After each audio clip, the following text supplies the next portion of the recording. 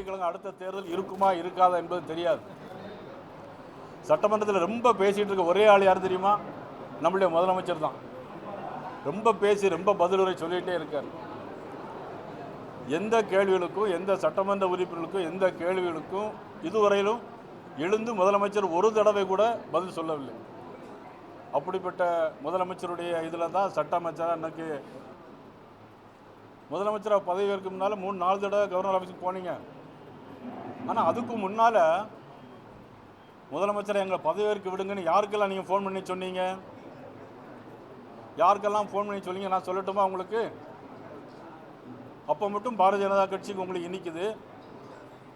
இன்றைக்கி உறவினர்கள் போடலான்னு சொல்கிறீங்களே, கவர்னரோட எத்தனை தடவை உங்களை ஏன் அவங்க திருப்பி அனுப்புனார்? சட்டம் சரியாக படிக்கலை, சரியாக எழுத தெரியலங்கிறதால தான் திருப்பி அனுப்புனார். இதை மட்டும் புரிஞ்சுக்கிடுங்க.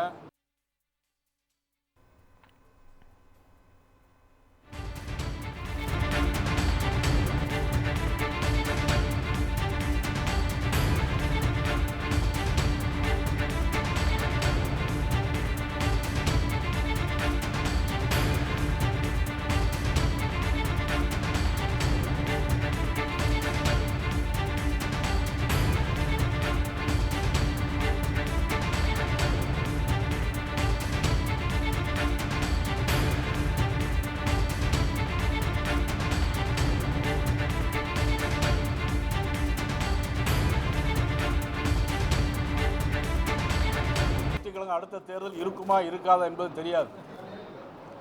சட்டமன்றத்தில் ரொம்ப பேசிகிட்டு இருக்க ஒரே ஆள் யார் தெரியுமா? நம்மளுடைய முதலமைச்சர் தான். ரொம்ப பேசி ரொம்ப பதிலுரை சொல்லிகிட்டே இருக்கார்.